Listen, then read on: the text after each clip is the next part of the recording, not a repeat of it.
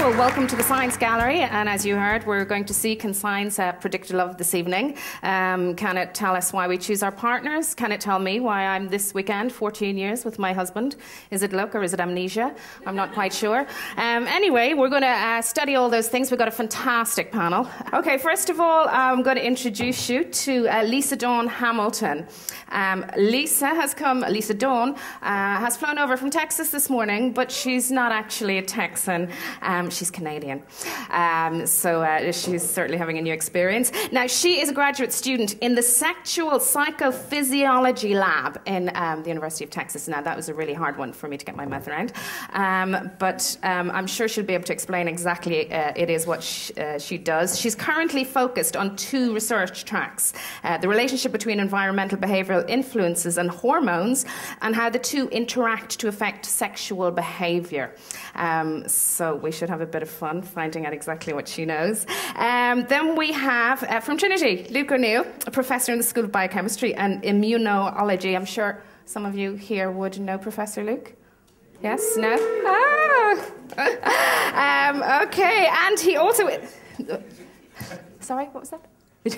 How much did you pay them? Okay, he's the winner of the 2009 RDS Irish Times Boyle Medal for Scientific Excellence for his pioneering work on the molecular understanding of innate immunity and inflammatory diseases, such as rheumatoid arthritis. Okay, I don't understand a word of that, but I hope I got the words in the right order. Okay, then we have David Parrott. David is here, and he's over from the University of St Andrews. He's the professor in the School of Psychology, and at the moment, David and his team, they're conducting an online experiment that measures attraction in relation to upbringing through the adolescent years. So any of you with small children? Anybody here with small children? No? Adolescents, a few of you are sort of timidly, but you don't seem to want to admit anything. Yeah, you should be particularly interested in that. What I find really interesting is, we were chatting about earlier on, is the difference in single-sex schools and mixed schools, and how people are attracted to different types because of that. David received the British Psychological Society President's Award in 2000 and the Golden Brain Award as well in 2002. I have no idea what a golden brain looks like, but I'm sure there's some scientists here who can, provide us with a microscope later on.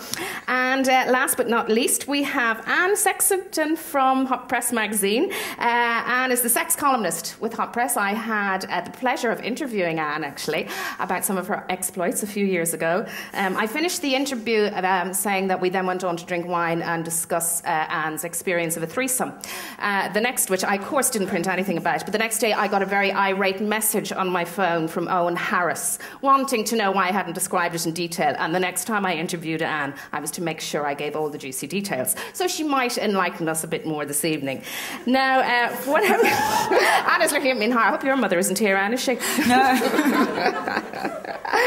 Okay, I'm just going to start off by asking a few questions, and then everybody jump in. They take my microphone away. I feel very Britney Spears with this, or is age-wise more Madonna, though, seemingly. Anyway, okay, we're going to start off. I'm going to start off with you, Lisa Dawn. And what I want to know from you is, can love at first sight be explained scientifically? I remember when I met my lovely husband, who's also here. This is embarrassment for everybody. The entire family is going to get embarrassed tonight. We didn't fancy each other at all. I didn't think much of him. He certainly didn't think much of me. He said he was phone calling the wrong girl, and he actually got me and was too embarrassed to say so. But seemingly, love at first sight, seriously. And he still claims that to this day. Seemingly, though, love at first sight is a scientific reality. And can you tell us all about that? And where did I go wrong? Well, first of all, I would start saying that I don't know necessarily love at first sight, definitely lust at first sight. People tend to know what they're looking for, and they know sort of what they're ranked. If you were to rank them on 1 to 10 in looks, and they tend to be attracted to people that are also ranked similarly to them. I would say the biggest factor, though, in lust at first sight is the scent, the smell of someone. Can I just intervene there for a second and say that if any of you find yourself unbelievably attracted to any of the members of our panel this evening, it's because they all sprayed themselves with trust spray. What was it? Anybody know? Oxytocin. Oxytocin while they were upstairs. I think that's cheating. dating. Mind you, I don't. But just in case, you'll know what's going on. And that's supposed to be the irresistible scent. They're all covered in it. Sorry. Lisa, don't continue there. That's all I was going to say, actually. Oh, sorry. Yeah. Okay. But what about speed dating? Is that why that is so successful? But or how would you explain internet dating, where you don't actually see the person at all? Right. Well, I think with speed dating, I think the chemistry that occurs from speed dating, or when people feel like they hit it off, is really not. A lot of it is not much is known about it scientifically. So I think that is a bit of a mystery. There has been research done looking at the different smells and how people are attracted to people who smell or have most dissimilar genes to them or most compatible genes to them, but they've never tested that in a real life situation. It's just smelling T-shirts and things like that. Yes, they did that here last week, didn't they? Yes, they're still doing it here. For online dating, they do interesting techniques in the online dating sites where you don't get to choose who you talk to. Is eHarmony or chemistry.com big here at all? No. I never use any of those sites, honest. Anybody else? No? Okay, so the eHarmony and its new competitor, chemistry.com, both have developed algorithms to tell you who you're going to like online through online dating. And their theory is... And how do they do that? Do you give them information? Yes, so before you can join eHarmony or chemistry.com, you have to fill out tons and tons of surveys about you, your personality, your beliefs. You don't have to send in a dirty T-shirt or anything, though. No dirty T-shirts. It's based strictly on your answers to questionnaires. But their logic is that you can't predict who you're going to love, but they can, and they boast a fairly reasonable success rate. eHarmony is very secretive about their algorithms. Dr. Helen Fisher, who's an anthropologist who studies love in the US, is a consultant or maybe even the owner of chemistry.com, and they're going to start publishing their algorithms in scientific journals to expose them to scientific scrutiny. Okay, that sounds very interesting. I'm just going to go into Luke. Luke, recently I read about the theory that there's supposed to be one person out there genetically programmed to match every other person. There is, the one. It actually exists. This might be the reason why George Clooney isn't married yet, because he hasn't met me. He's waiting. Is that true? Can you explain that? Is there a genetic match for all of us? I'm an immunologist. I don't know, but but I thought the whole immune system was related to the scent, related to whole attraction. I mean, I'd ask Lisa Dawn, isn't most of this psychobabble pseudoscience nonsense? I mean, I've looked into it as a scientist, and I'm a molecular biologist, so I've got to get to molecular detail. It does seem as if an awful lot of this pheromone stuff is a bit flaky. But what isn't flaky is the immune system bit. So, and I'm an immunologist. So, and is the immune system, your immune system, is that connected with your scent? There's very good, there's very believable studies now saying that you're most likely to succeed with a partner whose immune system is different to yours. Is that for evolutionary reasons? Yeah, it's hybrid vigor, because the babies you have will have a hybrid immune system and they're more likely to fight infection. Okay. That's probably why it arose. But the question is, what's the mechanism? Now, what's very interesting about this is that if you're married to someone, or if you have a partner who has a similar immune system to you're more likely to be unfaithful.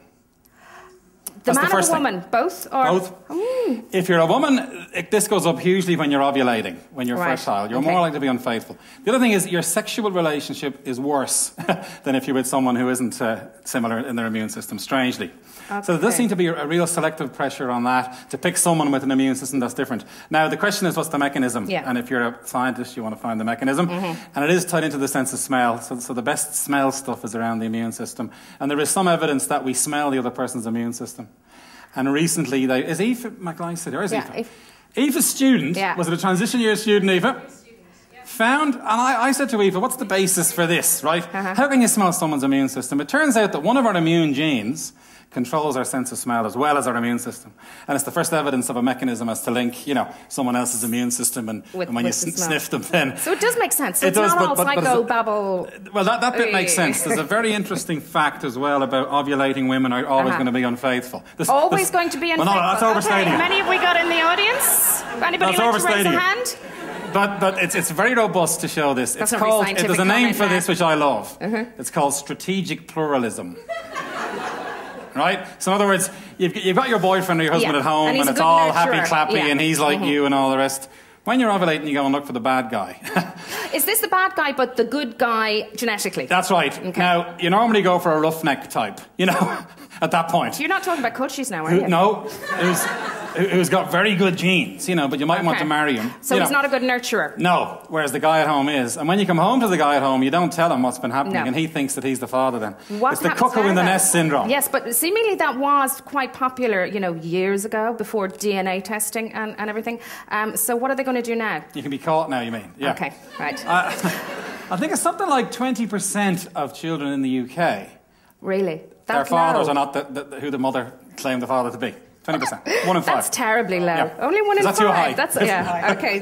Okay. South London, that is, and parts of Birmingham. Chelsea. Okay, I'm going to go on to Dave. Now, I introduced already David Parrott. What I want to ask you is the element of attraction, does it come down to physical characteristics? You know, and again, for evolutionary reasons. I've heard, you know, that blondes really do have more fun, which is why I'm a very, very natural blonde. Me too. Yes, I can see that. Well, and that this, again, is because, you know, it has reasons for the reproduction of... Is that true? Physical characteristics, do they matter? Yeah, well, like Luke was saying, the rugged guys are displaying a good immune system. I mean, you can get that in the animal kingdom, displaying big horns or a huge tail. They're sex-linked traits, and you can only really get them if you've got a good immune system. So for the male, they signal equality.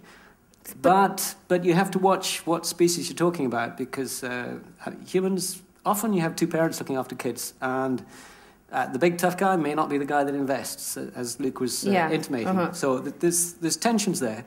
I mean, if we take the other sex, females, femininity epitomizes chances of reproduction. So, I mean, there are kind of sensible things that we're attracted to. Are you both making an argument here for women having more than one partner? I wouldn't go that way. In fact, our research showed that, you know, more than 10 years ago, that there were cyclic changes in women's preferences. But we were using a student population where there are no long-term relationships to speak of. And the effects are there. They're small. I mean, extra paternity, i.e. where the kid's born into the family, not related to the father, that's actually quite low. It's about 2%. So about 98% of kids, something's going right. And in fact, there could be all sorts of cyclic changes. There's cyclic changes for health, and we're looking at the moment to see if we can find cyclic changes in preference for partner. Because if it brings couples together during ovulation, that would be sort of, you know, hunky-dory. So I think that the science is having a great time, because these things are important, and we can find out. So you're getting a lot of funding, are you? No, but we can do the research anyway. It's cheap research. What about age? I mean, you're talking about ovulation, and so you're talking about a woman, you know, right in the centre of her reproductive years. What about age? Does it differ, even both for men and women? Ask Iris Robinson. Iris isn't well. Wasn't she post-menopause? So you think that the women would go for a very, very different type of man, depending on age? Actually, I'm going to give this one to Anne here. What do you think? From your Irish experience, younger women, older women, would they go for a very different type of man? I think you get a little bit more mature as you get older, and you go for somebody maybe... Like Iris?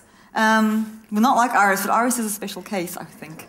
Do you really think she's a special case? Yeah, I think she is. I think she's crazy. Yeah, okay, I'll go with you on that one. But you know the whole thing now you have of, you know, the older woman going for a younger guy. She doesn't need the nurturer anymore.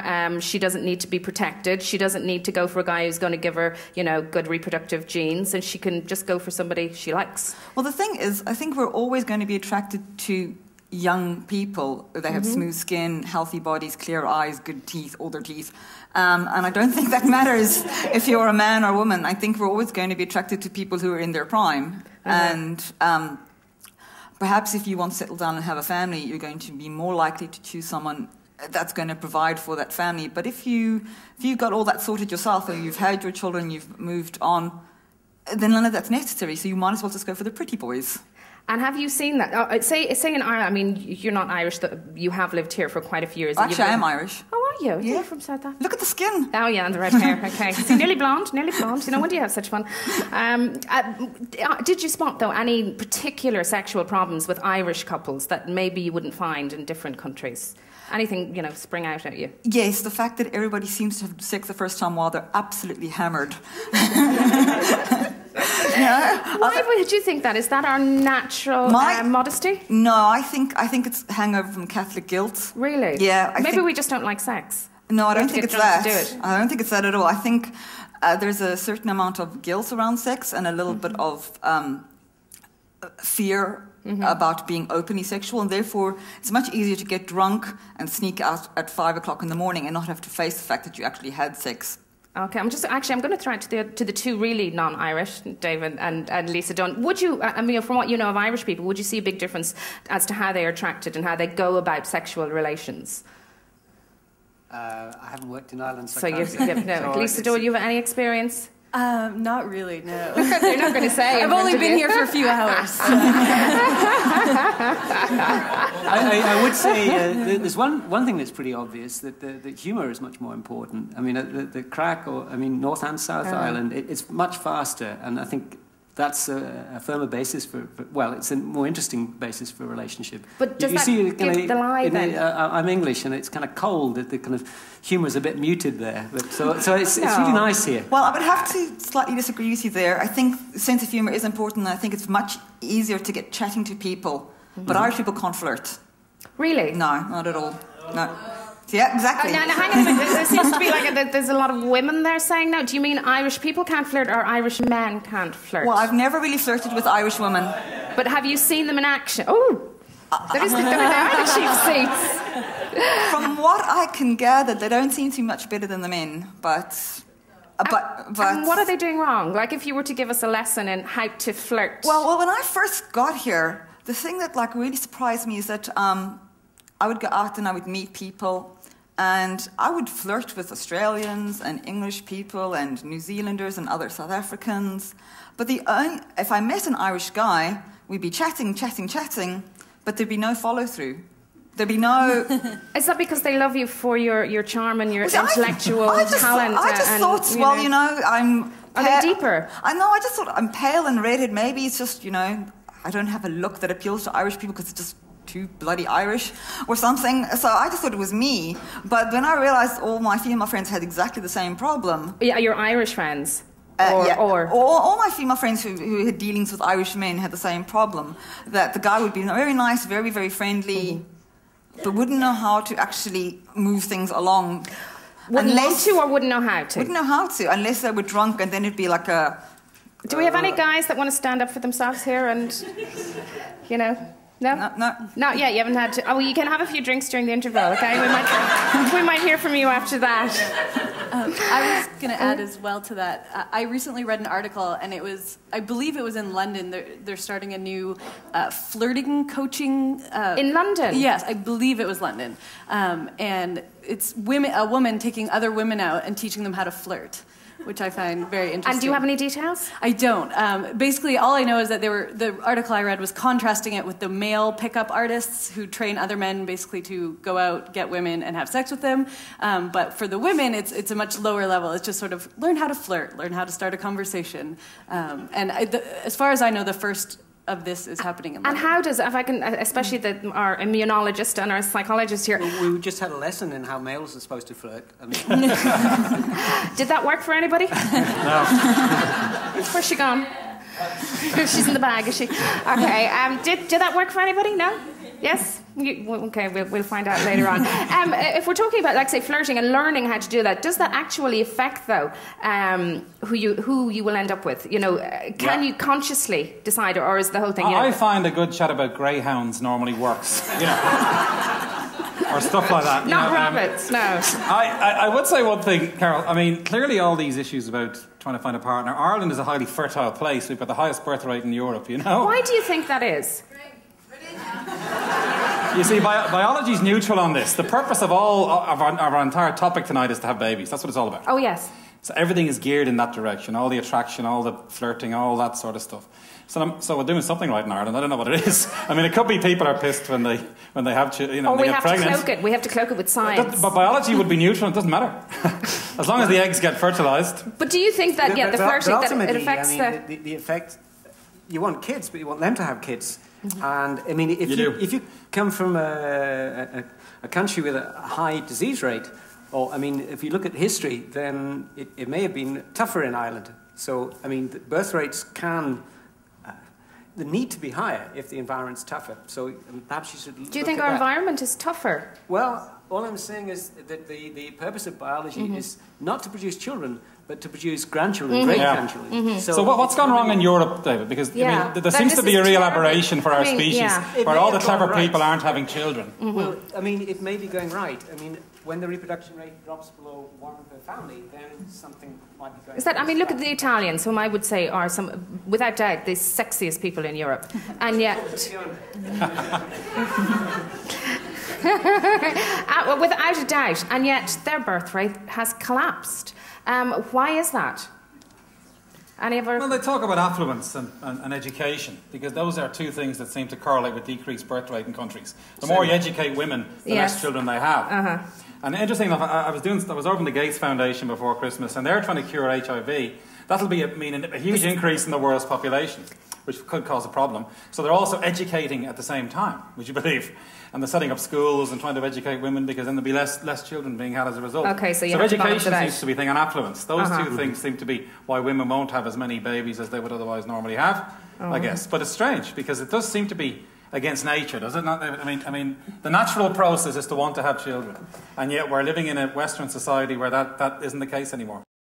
But because of contraception, you don't need to have the follow-through babies. So, interestingly enough, David, I mean, the contraception is interesting because it masks some of these natural processes. So the capacity to smell a partner and choose the right partner based on their immune system, contraceptives suppress that. There's evidence for that. I have heard of that. So we could end up with people picking a partner who isn't the most appropriate for them because they're on contraceptives. And then they come off. Well, that could be a reason why that could be a reason for a breakdown in relationships, because they picked the wrong person, because the natural cues are being missed. Oh, the Catholic Church are going to love you for that one. That's what it is. Absolutely. Well, you see, I mean, the Pope is the hero of everybody to do with fertility, because that's what they profess. I mean, he is probably the paragon Well, how of do you evolution. explain celibacy then? Because we're supposed to be all having lots and lots of babies. Except the Catholic. How do you explain celibacy? How can you shut off, what is supposed to be our most important, human act, the act of reproduction, to procreate? Anybody? I don't think you can. Well, see, I'm sure some people manage it. You're supposed to have an entire, the clergy of the Catholic Church. I suppose there's quite a lot of Buddhist monks, things like that. How do they do it? Not a good example. They have housekeepers. Okay. Can we have anybody from the audience like to ask any of the panel some questions? You're all very shy. Oh, yeah, okay.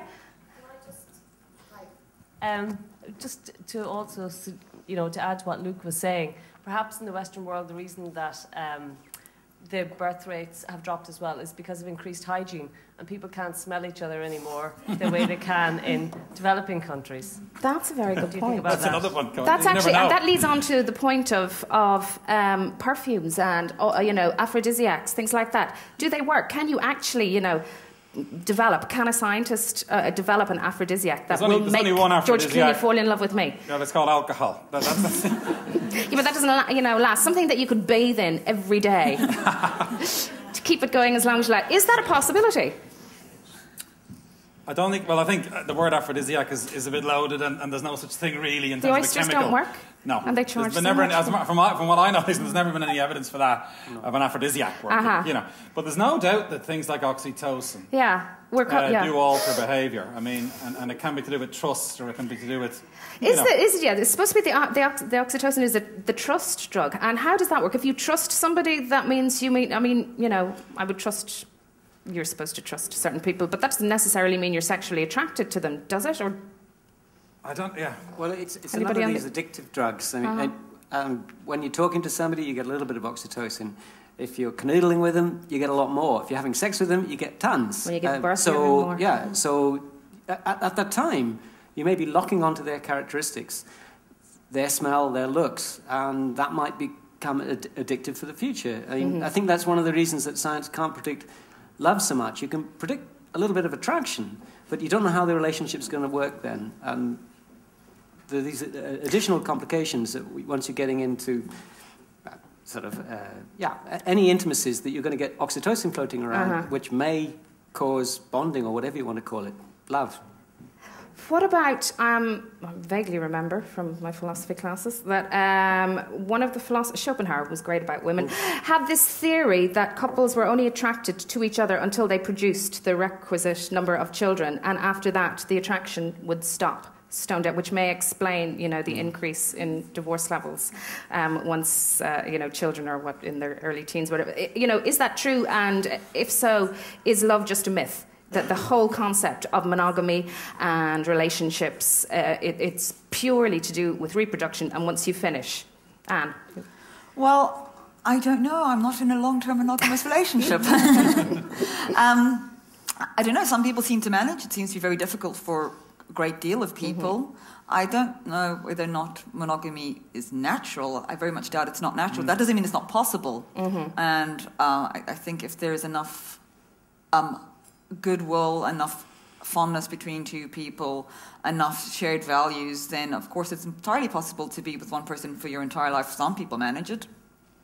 And I'd like But would that be for economic reasons or social reasons apart from, Well, I wouldn't say not necessarily at all. I would like to think that love does exist. Okay. I'm going to go on to Lisa Dawn, actually, because you've done quite a bit of work on this, haven't you? Well, one thing I was going to say is that in the US, the most common time for divorce to occur is after 4 years. And one of the theories behind that is because that's enough time to produce some children and get them to a state where even if both parents disappeared, they could probably survive on their own, is one theory. But yes, one of the things I'm very interested in is differences between monogamous and non-monogamous people, just because in my experience there's quite a spectrum. There's people who are extremely monogamous, people who are extremely not monogamous, and a whole range in between. And what have you found out? Well, what I went through, I started with a model. There's these rodents called prairie voles and meadow voles. Has anyone heard of those? So the prairie voles are supposed to be very monogamous. At least they're supposed to be socially monogamous. There is evidence now that they actually sometimes sneak around and have sex with other people, but they do bond. They do raise children together. They do, have a den together.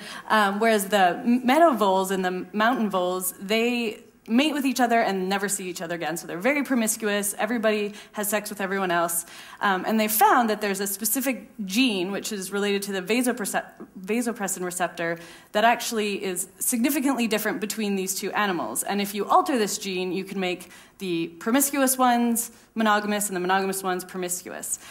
So I was curious to look at men who are monogamous and not monogamous. And I wanted to do genetic work, but then I was a little nervous about the repercussions of that. Would people start, getting their spouses tested before they got married or things like that?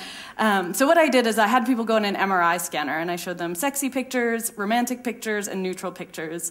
And I found that those areas that are related to bonding in the monogamous prairie voles light up like crazy in the MRI scanner when we show monogamous men romantic pictures. So it's these reward areas, they're rich in dopamine, they're rich in vasopressin, and those areas light up when monogamous men see romantic pictures, but not when the non-monogamous men do. The non-monogamous men have all this cortical activation, which is much more cerebral and trying to process what's going on here, as opposed to that gut. Is this an excuse reaction. For pornography? I'm watching Possibly, it. yes. Okay, continue. What constitutes a romantic picture? Yes.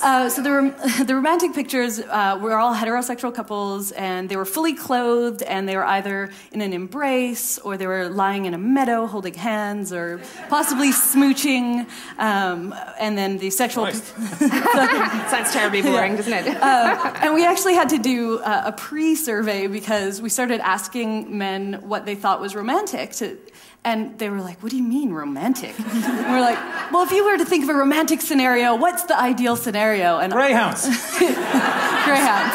Rabbits.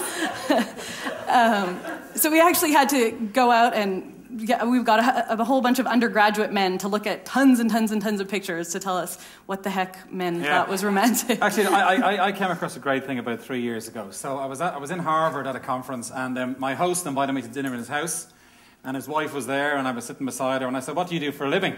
She said, "I'm a sexologist." And I said, this is going to be a good conversation. So her area was pornography.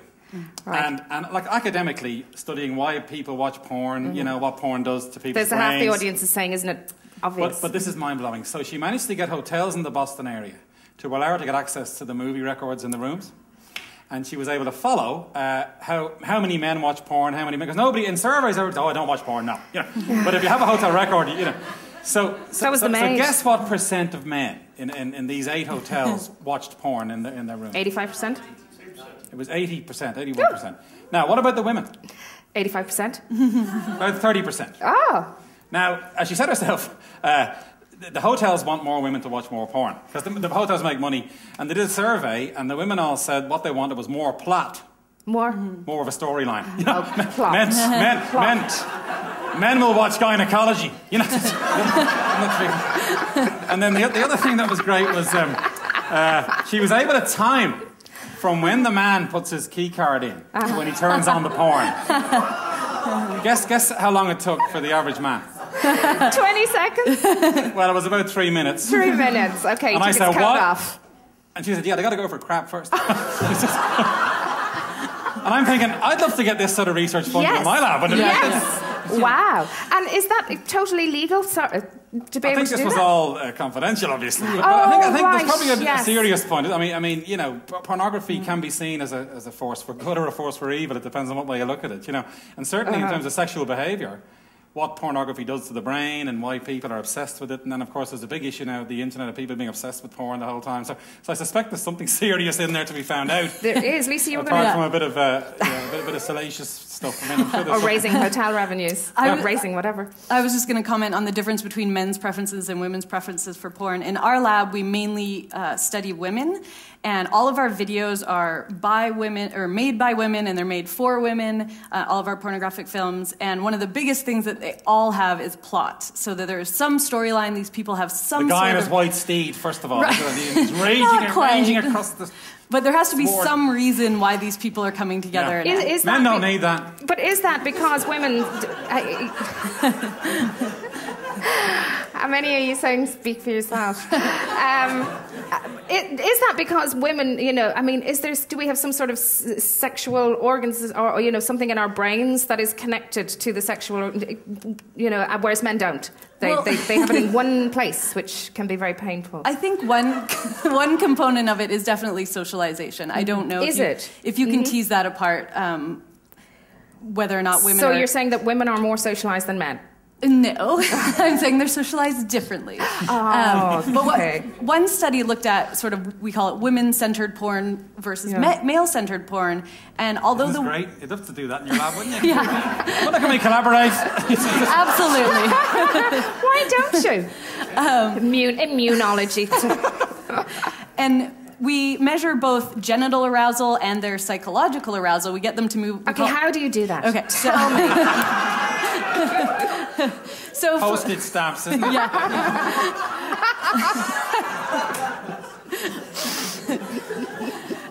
For their psychological arousal, we have what we call our arousometer, which is basically just like an orgasmatron.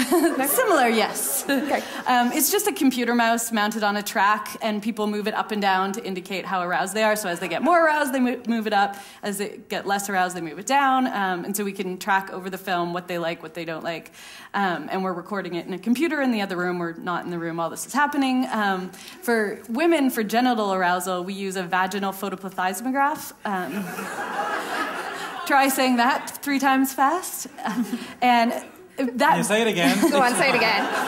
And then everybody has to repeat it, okay? Say it again. Ready, everyone? Okay. Vaginal photoplethysmograph. Very good. Excellent. Scientist. Available from the Vatican. Or your nearest hotel room. Yes. I got mine on eBay. haven't got one on eBay. Sorry, go on.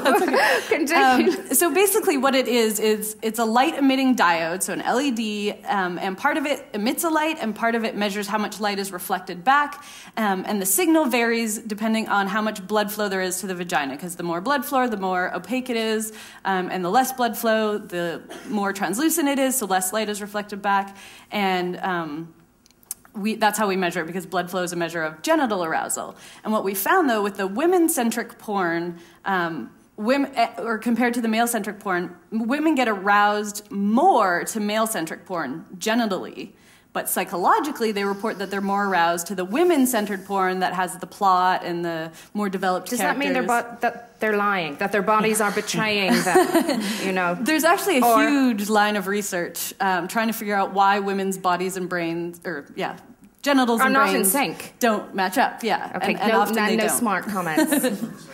Sorry? I think blokes probably have the same problem. Do they? Men don't always agree. They don't. Yeah, but they don't work at all when the sex drive comes. Is that not? No. Anyway, Dave, you said something interesting there, that the women get aroused to the women-centered porn and to the male-centered porn. And Baylor's argued that women are AC/DC. All women? So, I was just wondering, you're an expert, but males seem to be far more, I find female images much more rewarding. Yeah, what's with the girl-on-girl thing for men? We can get men to work just to see pretty women's faces. They won't work to see pretty men's faces, even though they say that one's attractive. Women work to see either. I was just wondering, we're not doing porn, we're just showing them images, but I mean, Bailey comes up with this very provocative stance that women's sexuality is more indeterminate. He does it perhaps a little offensively, but I was just wondering whether you were going to agree or disagree. I mean, because we're seeing male are very, whether they're heterosexual or homosexual, are very one-sex oriented. Yes. And so the question is women's sexuality more open? I think there's a number of answers to that. One is Lisa Diamond, who's a researcher in Utah, did a 10-year longitudinal study following women who were not 100% heterosexual and just watched them over 10 years to see how their sexual preferences changed. And she definitely found that women are very fluid. So they might identify as totally lesbian at one point and then go to bisexual and then maybe completely heterosexual. There does seem to be some flexibility. And is there any chemical reason for that, or hormonal reason, or not that I know of? I was going to say about the genitals. The reason the genitals respond to everything. Mike Bailey's explanation for that is that in our evolutionary past, a lot of women, when men took over different societies, they would rape the women. And so women need to get aroused to any sort of sexual stimuli to protect their vaginal lining, essentially. Because if they can get lubricated and they can get a little bit genitally aroused, they won't get as hurt and there's less risk of disease. So that's one theory. There's a lot of people who argue with that, but I'm not surprised. Yeah, definitely. Sorry, I was just going to say, Meredith Chivers, who is one of Mike Bailey's old graduate students, she also does this research, and she's developed a few other explanations, but for some reason they haven't caught on as well, and I can't, off the top of my head, remember them. I know, Anne, you've written about AC/DC and women in different relationships. What would you think? Is that would women be more AC/DC than men? I think we're more likely to be experimental, but I also think that it's much easier for us to be experimental than it is for men. Probably down to simple biology, because there's no penetration involved. So I don't think we think of it as quite the same thing as a man would feel about having sex with another man. Women would just see it as playing an extension of affection, or or as simply as foreplay, as not necessarily as sex. And there are studies that show that people disregard certain sexual experiences as sex if they don't line up with what they believe is their proper or their genuine sexual orientation. So yeah, I do think women are a little bit freer to be a little bit more playful. And why would men not be? I'm not sure. Does anybody know what the statistics are on that? I don't. No. Well, I think the thing is, for most men, if they have a gay experience, they will then wonder if they are gay, whereas for most women won't necessarily think that way. How do you explain, say, footballers? Okay, we will quit. Gay footballers? There has to be some. Wasn't there a gay Gaelic footballer there? There was one. How many GAA players do we have in the country? How many are gay? One. It's extraordinary. But it's extraordinary. It makes headline news. Yes, and he got on the Late Late Show. Most of the argument, though, has been about sort of sex differences. As if, there's one type, they're male, and there's another type, they're female. Your research shows there's variation within both sexes, at least with a degree of attitudes to monogamy. And even going back to the vasopressin, I mean, that's genetically controlled. The receptors are genetically controlled, and they do differ between men who are more likely to commit to relationships. So if you look at married men and non-married men, you find differences at a genetic level in the vasopressin receptor. So you can trace it right back to the prairie voles and have a genetic explanation accounting for a little bit of the differences between men. I mean, that's not to say all men are going to be unfaithful or all men are going to be monogamous. But yeah, I mean, I think these are the interesting things. What explains the differences within one sex? And I'd also like to add that even if there is a genetic difference, whether or not genes are expressed is dependent on the environment. Exactly. So there's tons of stuff that goes into it, which is why I was nervous about doing genetic research, because I figured people would see that and say, okay, that means if he has this, he's... Well, again, going back to the voles, if pups get licked a lot by their parents, then they express the receptors differently. And I mean, in humans, a little bit of work that we've done, if there's a father present in the household before the age of 4 or 5, or completely absent, that makes a hell of a difference. Does it? The nurture, it makes a huge difference? Yeah, I mean... In what way?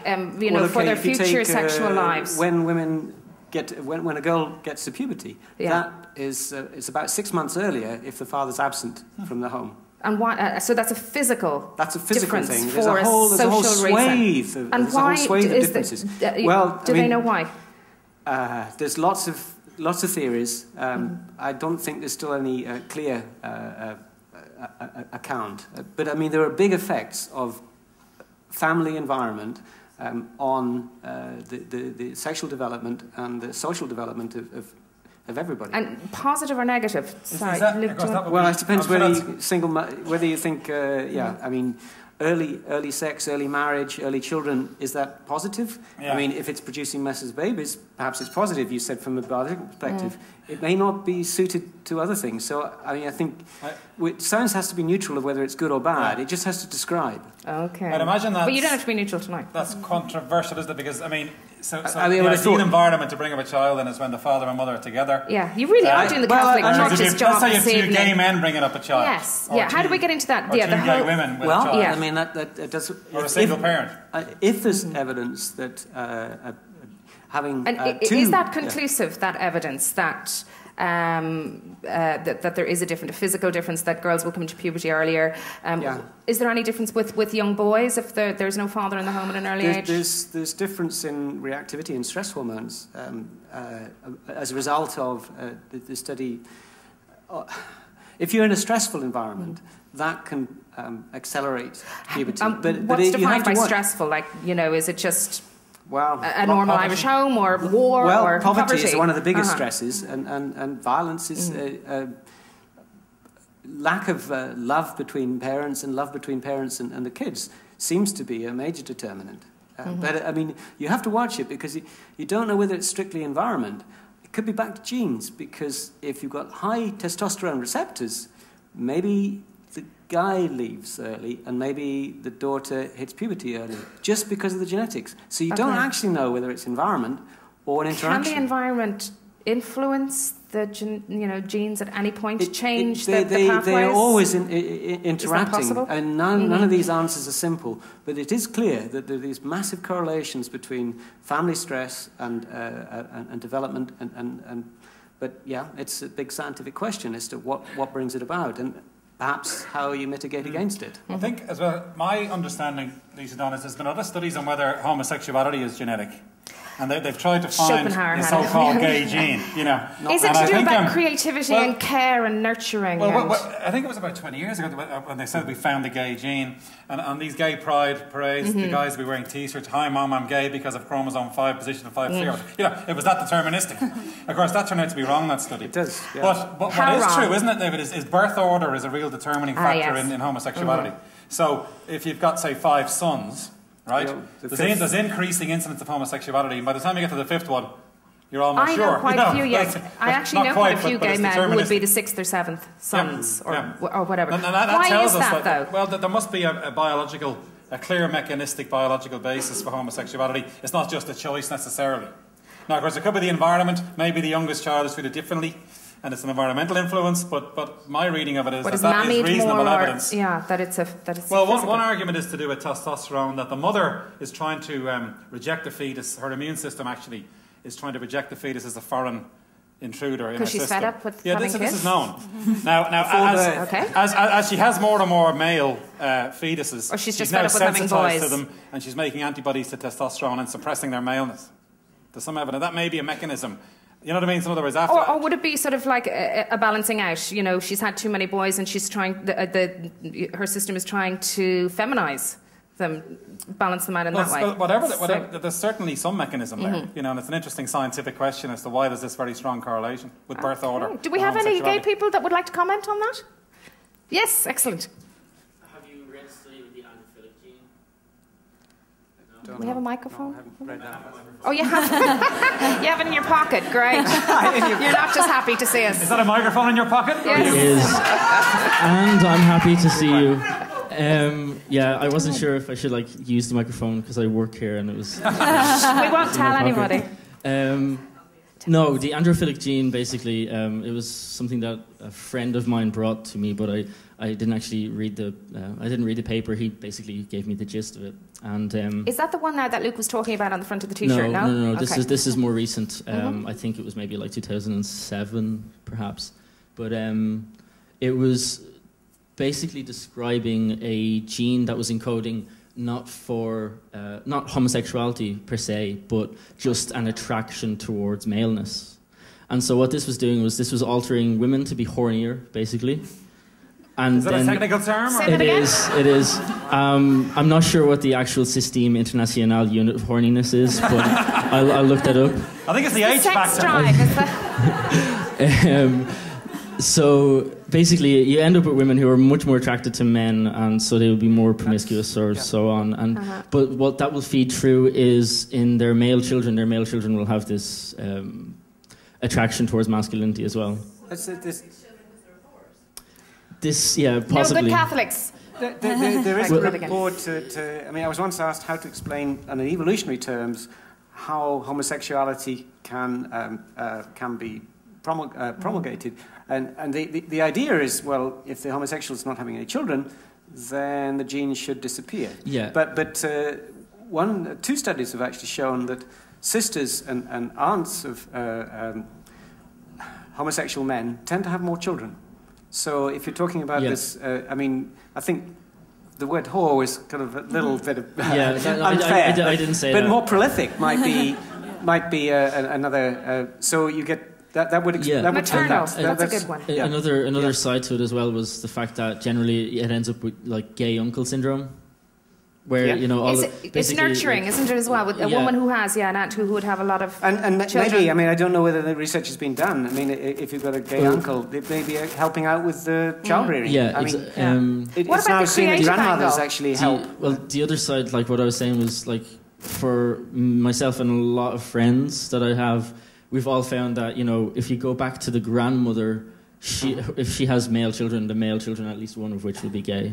So you can kind of trace it down like a sideways kind of, or a diagonal way through the family family tree.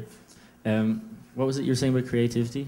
Yeah, just another theory about homosexuality is that instead of all their energy going into nurturing and rearing, that they can actually spend it on creativity, which is why Silicon Valley, I suppose, is completely made up of gay people. And where you always, theatres, the sweeping statement there, theatres, science labs. That's RTE for you. I thought it was alcoholics. But anybody, any comments on that? Anybody want to get in on the whole gay creativity or genes or...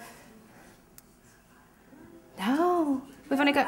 I'm sorry, I'm probably being a bit, I don't know, stigmatized, but any gay pals I've had, gay men, I find them to be really, really bright, full of imagination.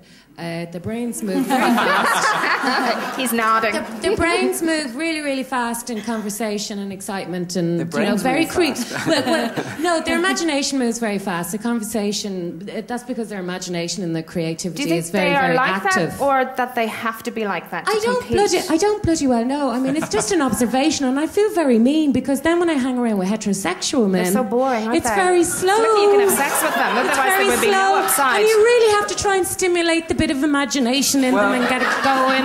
And it works after a while. I mean, they love it as well. But the gay fellas, Maybe I their think their imagination's point is elsewhere. good about the creativity bit. Any straight guys like to answer that? No? No, you see, no imagination. They can't even say anything. Anybody on the panel? Yeah, Sorry. they're probably thinking about greyhounds or Rabbits. Yes. I wonder are there any gay greyhounds? I'm sure by the laws. Well, there's the question: do you get homosexuality in Do you get homosexuality? in non-human primates? Yeah, okay, somebody give me an get it example right of across the homosexuality in... Homosexual flies, homosexual mice. How do you know they're homosexual, Aoife? Flies. Males, they try to court with other males. And you can have single gene. Could be bad eyesight. One single mutant gene called fruitless. fruitless. Once they're mutant, they produce no fruit. And the males will try to mate with other males, and then another male, so they just kind of come along behind another male fly, and then another male fly comes along behind. They start doing the conga. You get 10 flies in a row, all kind of hitching onto the back of the other ones. Do you have a photograph of this, Aoife? Yeah, we do have pictures of it. Yeah, It's flies all the way down. What about Drosophila does Dallas? Yeah, but then you get lots of homosexual behaviour in chimps, right? In chimps as well, which would be pretty Bonobo weird. chimp, they use sex for everything, for all conflict resolution. So do men. and women, yes. No, but I mean, the men and women just use sex for conflict resolution. So homosexuality is pretty or very prevalent in the animal kingdom. It exists everywhere. Yeah. And if that's so, then does anybody in the audience, why then did it become so unacceptable in? Well, you can't. It's not just the. I mean, there's Islam. There's all sorts of different societies. So unfortunately, we can't actually blame the Catholic Church on that one completely. But it's not in the Ten Commandments. No, it's not. That thou shalt not. Does anybody have a reason for that? I mean, why was it so unacceptable? No theologists. Probably an idea that the parents want offspring, so they would shun the son who won't produce grandchildren. This is way back in the day when you want to proliferate and you want to produce offspring and you want to have grandchildren. So he'd be exiled, or the son who's gay would maybe be that little bit shunned, and it would become a social stigma to have a gay son who won't produce offspring for you. So that within a village, the gay son would maybe be, the father might think he's been seen down upon. I think it's a good, There was now maybe I'm making this up, but I'm sure I read somewhere. Maybe you're making it up. Okay. These Stone Age tribes in Papua New Guinea. You're a professor, aren't you? Everything I say is correct. Uh-huh. So there's these Stone Age tribes in Papua New Guinea, and they've been studied a lot because they're all in isolation, and they were only found in the 1940s or something. And there's one of them where homosexuality is the norm. And the men go off with the boys or teenagers into long huts. And once or twice a month consort with the women. And to become a straight man is vilified in that community. They don't like them being straight. In other words, the culture there is to be gay. So that just tells us that it must be a behavioural thing to some extent. So now, that could be a genetic thing because that tribe might have been isolated and there were founders there who had genetic predisposition to homosexuality, and maybe they're all descended from those founders. But it certainly tells us that it's not just a choice or a preference. There's a real biological basis I was just to wondering. homosexuality. Sorry? Sorry, was... Yeah, I was just wondering, you know, if... Like, people fall in love, but very rarely with each other at the same time. What's that about? That's brilliant. Did you hear that? Okay, I'm going to ask you, Anne, have you any answer to that? I don't think that's love. I think that's just obsession. So that's lust, but we've sort of... Why do you differentiate? Because I don't think it's really love unless the other person cares back for you. If you're... Unrequited love doesn't exist? Yeah, it's great in movies and in poems and in songs, but I don't think it's based on a real interaction with the other person, because if the other person is giving you the cold shoulder the whole time and you're continuing to obsess about them and continuing to believe that you're in love with them, that's just crazy. But which is what love is to a certain extent anyway. But I don't think that's love. I think that's obsession. Is there? What do you think, Lisa Dawn? I would say that love and obsession are sort of the same thing. They have very similar symptoms to OCD. She's done loads of tests. Yeah, just the obsessive thought patterns, especially when you first fall in love. And I think it's reinforcing. So feeling those feelings and feeling in love is... But so what if you feel it and you really, like me and George Clooney, and you're really feeling it and he's just not giving it back. True. What can I do apart from spray on the chest stuff? Well, of course, you know he's gay now, don't you? No. We'll talk about that later. I'm sure there's something he we told could me work out. The other evening.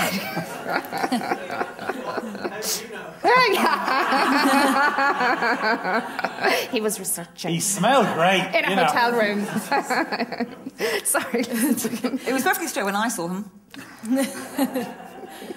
I've got a question. So if love is that obsessive compulsive pathway in our brains, is that what drugs activate artificially? Yes. So the craving of a heroin addict actually is quite similar to the craving of an obsessive person who's in love. Yeah. And it will be the same neuronal network that's being actually plugged into there. So it's a coincidence that these drugs manage to activate those pathways. Is that the way to think of it? Mm-hmm. In other words, it probably is the most important obsessive compulsion to have in life or in nature, because it drives you to procreate. But could you get something then to either shut it down or to create it in somebody that doesn't have it? Like, say if you're obsessed about somebody, can you actually go and buy your love potion, which is scientific? It's going to work. Can that be done? Well, tell me now. Having good times with others raises your own oxytocin. So in one sense, you can create it yourself. You don't have to go to the pharmacist or the drug dealer. I mean, we can create our own oxytocin and dopamine. Dopamine is the reward system. So that's where the hanging out and chatting and everything, that actually works. The conversation. Yeah. So that actually does produce oxytocin of its own. So it's not all about looks and... I was reading that if you fall in love with someone, you tend to look at them much more frequently, look them deep in the eyes much more frequently than you would a normal friend. And by actually looking someone straight in the eyes and holding their gaze, but obviously not in a crazy staring manner, you can actually fool them into thinking that chemically that they're falling in love with you, and those hormones start pumping. Oh, have you any more of those? I do actually, but this is not one I would try out myself. But I was reading Tracy Cox's book, Super Flirt, and she said better than any perfume in the world is your own natural scent. And what she suggested a woman does was to dip her finger into her vagina and dab that behind the ears. And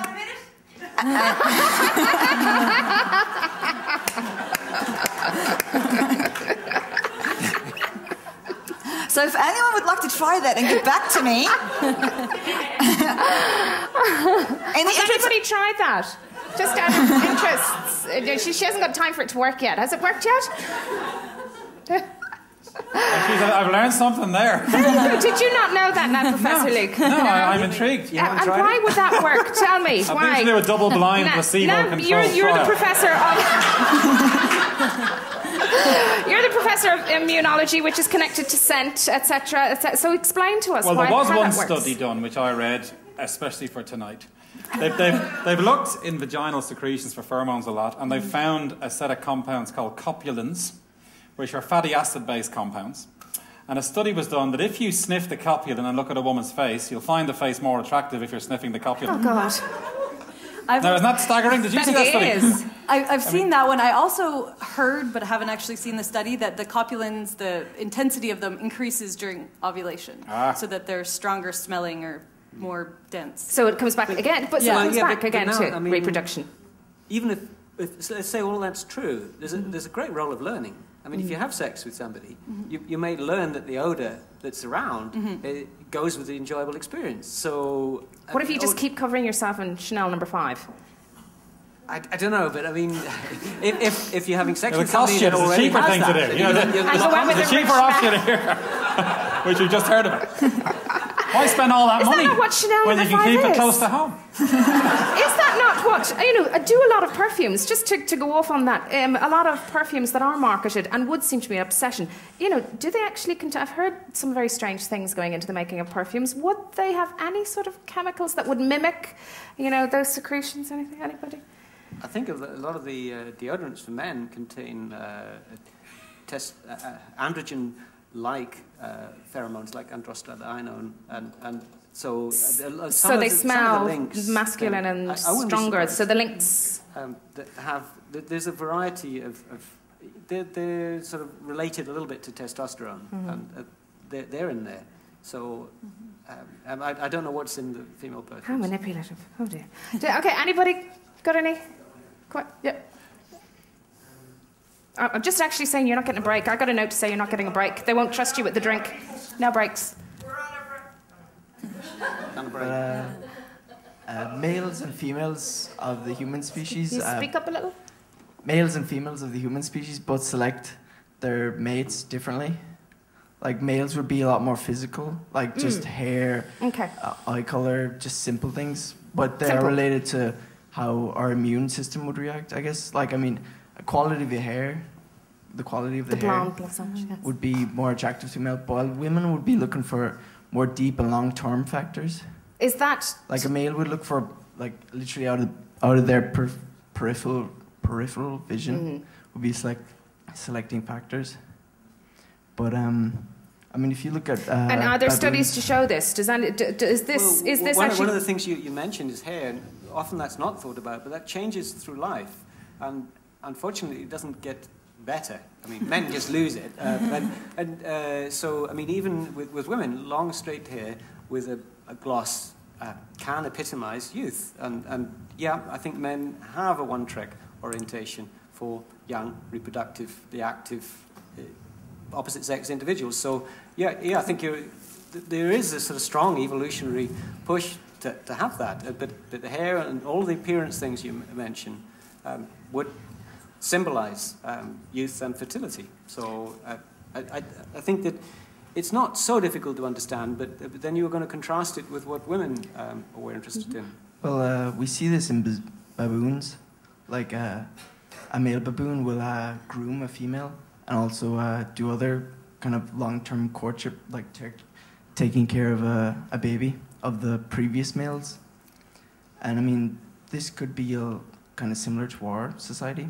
I mean, possibly with homosexuals. I mean, you were saying a homosexual male might take care of his sister's offspring better than the father would, because he has a 50% stake in that offspring. So I mean, we have to look at how males and females both interpret attractiveness in their partners. Is there a very big difference, in what a woman is looking for and what a man is looking for? Do we? Land. Sorry?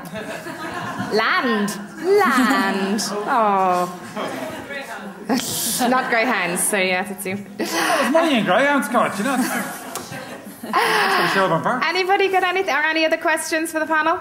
This one. Sorry. This smell, natural, innate smell thing that causes attraction, does the smell change at different stages of your life, like as you biologically Well, it changes at different stages of the month even, doesn't it? Depending on ovulation and stuff. But so then, if that's the case, if the smell changes, then the attraction level changes then. So, yeah, okay. Are you asking a question or are you making a statement to try and get out of something? You answered me. So, and how, but if the attraction, and this actually, just to, if the attraction level, right, because of you have your scent, which attracts you for reproductive reasons, and then you no longer have those reasons, does can you then replace that with the dopamine, the oxytocin that's created by companionship, and that, you know, is that enough, what do you think? There's a lot of complex questions. Does the smell change with age? I guess it does. And I mean, anybody who's lived with a boy going through adolescence knows there's a dramatic change. I thought that was the socks. Well, the whole way. But I mean, I don't know of many studies looking at changes in adult odor across lifespan. I guess they do change. But you were asking a different question, though, about, you know, what can you do without it? I mean... What we were talking about earlier about, you know, maybe, dopamine being created by companionship or... Yeah, I mean, I think, well, we've probably got an expert. You're probably an expert, but, I mean, yeah, there must be there's a whole lot of things that if you keep spending time with a partner, then there's no reason you're going to fall out of love. Really? Well, I was just going to, you know, open it up. I mean, you've got your panelist as an expert. I wouldn't say I was an expert. You're right on it. I think of myself as an interested amateur with a keyboard. But I was reading something quite recently. Alton Towers have decided to do a kind of speed date on one of their big sort of roller coasters, because apparently we're more likely to find on the roller coaster while you're actually going through it, so danger. Yeah. Now, apparently, we are more likely to find someone attractive if we're in a situation that's perceived as scary. Oh, yes. And I was reading Helen Fisher, and she was suggesting that's one thing couples can do to keep the relationship going chemically is by doing new and novel things together. That's right. So what would that create? That would create a specific chemical, would it, in the body? I would guess and a scent danger of fear. might mean imminent death, so you better get down on it.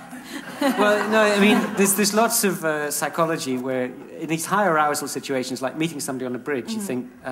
you act differently and you may start flirting. Is that why more. so many love scenes in films are on bridges before they throw themselves Probably, out? but I mean, it's a good idea to sort of keep the arousal level and therefore the interest. But I mean, because we confuse arousal with, well, why are we aroused? Maybe it must be the other person. That's the idea that, you know, I mean, even if it's sort of... It could be outside stimuli. Yeah, but so you might have to jump out of a plane with a parachute. That's going to be arousing, but, you want to hang on to something.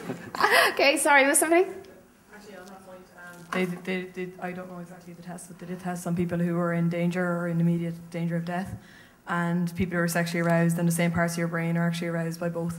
So basically the same parts of your brain light up in an fMRI when you're in danger, when you're in severe danger or you're perceived to be in severe danger as when you're aroused. But actually my question was about what you've been discussing previously. So they did a test on what women are attracted to, basically.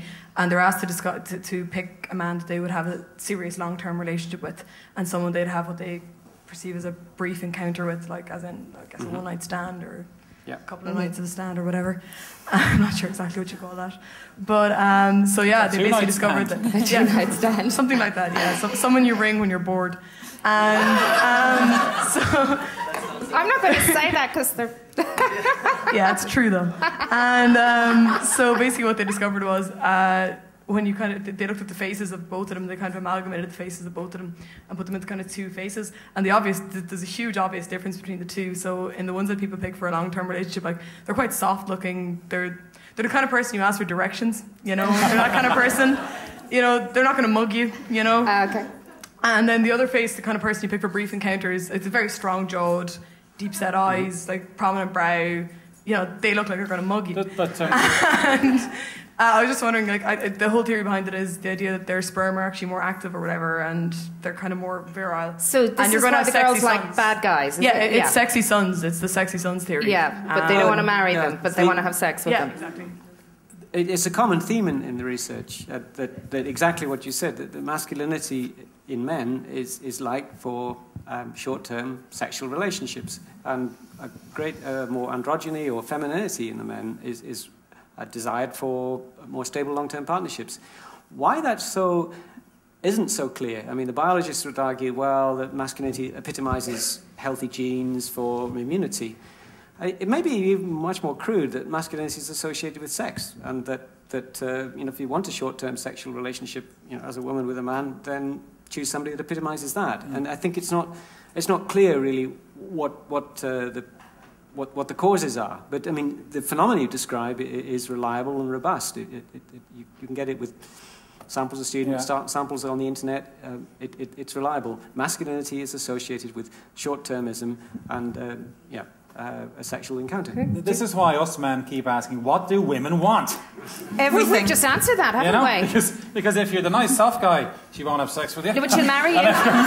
She'll marry you. If you're too masculine, she'll just do a one-night stand and bugger off. And then everybody's happy. But I mean, there are individual differences in this. So if you quiz women and you say, well, how attractive do you think you are? Those that say, I'm very attractive, tend to like the masculinity for both long-term and short-term relationships. And it may be that they're learning that, well, if you regard yourself as not so attractive, you're not going to be able to hang on to the masculine guy. It's still, if you want a short-term relationship, you might as well go for what you want. And I think there's a kind of element of, you mentioned it right at the beginning, that we tend to like people of equivalent attractiveness. And we learn that there are other people... What about the sort of Beauty and the Beast thing, Money. Sorry, can I ask? People seem to be bringing up a lot of differences between what women are looking for and what men are looking for. But, sexual attraction in both really is, as you're saying, instant lust, what you see. And there's not much difference in that. And is there any real difference in what men are looking for long-term? They're looking for longer-term characteristics as well, if they're actually going to marry the woman. Okay, first of all, we have to say, are they? Are they? Is that, if they're actually going to marry somebody. Okay. They could stay Is that because they're forced to? For however many years that they want to, and just keep looking for the okay. woman. You can't live with them, and you can't live without them. Well, I have to say, researchers have, like David Buss at your institute, have characterised what men and women want, and they've tended to focus on the differences, and the differences are actually quite slight.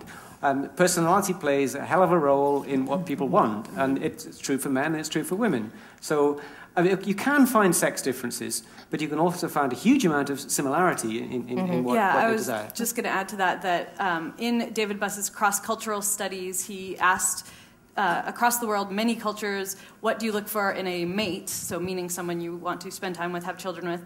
And the top 3 for men and women are similar across cultures. And I don't remember the specifics, but it's something like honesty, genuineness, and something else personality-wise. So we're not surprised that Cheryl And Cole then is number splitting 4 up. for men is attractiveness, and number 5 for women is status or something. But all you hear about is the differences. So it's a very good point that you're making. Sorry, there are actually huge similarities. I get you. I just want to say, I think men are unfairly stigmatized as only... Unfairly stigmatized. Yeah, as only wanting one thing and have no interest in anything other than sex. And we have this whole media caricature of men as beer-swilling, farting football fans who are only... Is that Irish men, English men, or South African men? Men, just in general.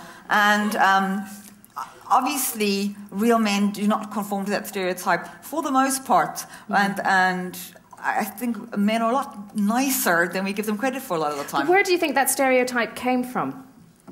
I don't know.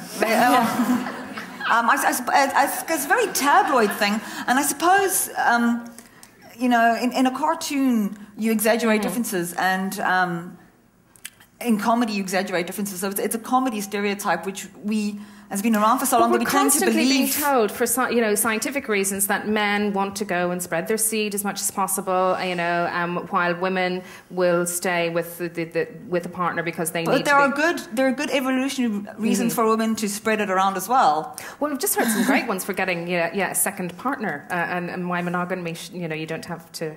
The investment is obviously different. I mean, for a woman, pregnancy and it's 9 months, and so there are evolutionary reasons why it might be easier for men to have more children, or some men can have very many children. But nonetheless, I mean, these days and in the past, I think that bringing up a child may take more than one person. And so that's That's the where reason. your gay uncle comes in. Or... Yeah. So, I mean, we know, don't we, Aoife, from genetics, Aoife, this is true, isn't it, that there's a patrilineal descent thing going on. So, like, 1 in 2 men are Genghis Khan's children in the world, or something like that. You know? Yeah. So, if you look through human history, certain men are inseminating most of the women, and very few of the other men's genes survive. Isn't that right? What is that? It shows us that very few men's genes actually persist in the population because certain dominant males allow their genes to persist. Isn't that right? Attila the Hun. Correct ancestor, about 10% of Asian males. And I believe Niall of the 9 hostages, it was an O'Neill. Yes, an O'Neill. Right. Fathered 50,000 children. So we didn't have to spray you with any of that. Yeah. Anybody? Who else? Anybody else? 2 minutes. Okay, we've got 2 minutes left. Anybody got something fabulous that they want to contribute? That's a lot of pressure. George Clooney's phone number. Huh? Well, a few points. I don't know if they're fabulous or not, but can I just wind it all the way back to the start for 1 second? 2 things. A friend of mine who's the same age as me, I'm 42, and he's been married for about 18 years, and he just happened to say to me, I can't talk to you tonight because I'm going home because I want to get a few drinks into my wife so we can have sex. Now, that's after 18 years of marriage, and these are 2 very... Fantastic. But I was... Sex with your wife? He's an O'Neill. You need to buy Bacardi and Coke. You need to go home. But that really shocked me when he said that. And he said it in passing. He didn't mean to make any grand statement. Was it a joke? Or no, what? it wasn't. No, definitely not. It was Friday night, and he had no time to talk. And you were shocked? Yeah. And after 18 years, and they're 2 very good-looking people. Mm-hmm. So that really shocked me. And I've told that to a few girls who are really shocked by it. More shocked by her, by the wife, that she needs to have alcohol to have sex after 18 years. Yeah. And they have 3 children. Familiarity. I don't know. She's waiting for George Clooney as well. The other thing is to answer. I can't remember your name. Sorry, first person. Me. Anne. To say we were talking about. I know somebody. I met with someone recently who's 45, 46, a very good-looking woman, and she was in a relationship with a French man, and she was away travelling with him, and she said she couldn't stand being smothered by all this love, and she much preferred an Irish guy who would tease her and slag her off. Yeah. And she found that far more appealing as a woman, as an Irish woman. And I think that brings me to the final point, is that one thing you haven't spoken about is culture. And I've just come back from India. Yeah, and I think that's definitely true. I would think most Irish women would find it a bit smothering to be... I would find it very smothering to be somebody who was like, oh, I love you, I love you, I love you all the time. That would be a bit much, because I think that's culture to a great extent. You'd rather hear, oh, geez, you're an awful-looking thing altogether. Yeah. Yeah. Do I love you? Do you fancy a Bacardi and Coke? Let's go to bed. But culture plays a huge part, I think. Or is that just language? It's just a different way of communicating. It's what you're communicating and how you're doing it and how you're receptive to it. Okay. I guess that's the point. But I think culture plays a huge part, and I haven't been really spoken about. No, in how people, they talk about love and romance. Go to India and find out what's happening there. There's a great book called Love Will Follow. The idea that in Indian culture, marriage is a myth. Mm-hmm. But that was widespread until the 20th century, more or less. Yeah. You got married for economic reasons because the money was the most important. But I mean, I think the point is that marriages right across the world can be arranged. Yeah. And I mean, love may follow the arranged marriage. And again, does that come back to what we were talking about, that conversation and good times will increase the oxytocin in the so it is all chemicals. I think there are studies that show that arranged marriages on average are happier in the world than the way we do it. Which is extraordinary. Extraordinary. You wouldn't expect that. I mean, Dave Singh in your department... Well, you would if you make such dreadful... arranged marriages aren't... The people that are going to get married do have the power of veto, so it's not forced. Yes. There may be some selection going on. I mean, the parents suggest different eligible and partners. they pick well, don't they? That the parents will same. Sorry, I would say there's. I think they would also have lower expectations. I think when we get married, are lower expectations such a bad thing? Not necessarily. I think. Nowadays, people have got far too high expectations and expect their marriage is going to give them lifelong romance and excitement and all this kind of crap, which are grandparents didn't expect. No, but you can't be with someone for 35 years and be as excited as you were the day you met them. Unless you go bungee jumping or whatever. All the time. Yeah. So I think if you have lower expectations for personal happiness from your relationship, you probably will feel happier. Okay. It's as simple as that. Okay. I'm going to... One more question, okay? The really last question. Just a pretty simple question. Just back to the masculine faces. They were talking about them as being kind of the most attractive at certain periods anyway. I'm just wondering why the general opinion that beards are so unpleasant then? It seems to be held, at least in the West. No one George Clooney is wearing one now. No. Is there anything in actual studies that would demonstrate that women say they don't like beards, but in fact, no, I don't. Why is that? A beard? Yeah, I know he doesn't. It's just the way the light is. Well, actually, there was a study a little while ago. I don't know how scientific it was, and they asked women to rate men's faces, and they found that a little bit of scruff was the most attractive. And I like beards. I don't. Or is it that beards hide the face, so they think there's something intrinsically dishonest? They can't. Well, I suppose that's a possibility. But apparently most women like a little bit of stubble. Lisa Dawn? Right. There you go. Women, she said. Can I just say? Could I just say one thing? Is it actually dependent on meeting someone else, or can you just be like happy on your own and in love with yourself, and that'll work? Narcissism, can it work? No, that's not actually the point. Well, don't they say that single women are happier on average than married women if you look across yes, but the reverse doesn't show, but married men are the happiest as well, which is why most women initiate divorce. Far more women than men initiate divorce, seemingly. That's nothing to do with the money, of course, or the alimony or whatever you call it. Okay, and apparently single women and married men live longer. With each other? Maybe. That was a setup. Okay, I'm going to finish it up here. I'd like to thank the Science Gallery, all the staff. I'd like to really thank the panel, who were great fun, very informative. And I'd like to thank you all for coming this evening. And the Love Lab is open until the rest of the month. March 12th, okay, so get along there and do all the experiments, especially the sweaty t-shirt one. Okay, so I hope you have a good time, and...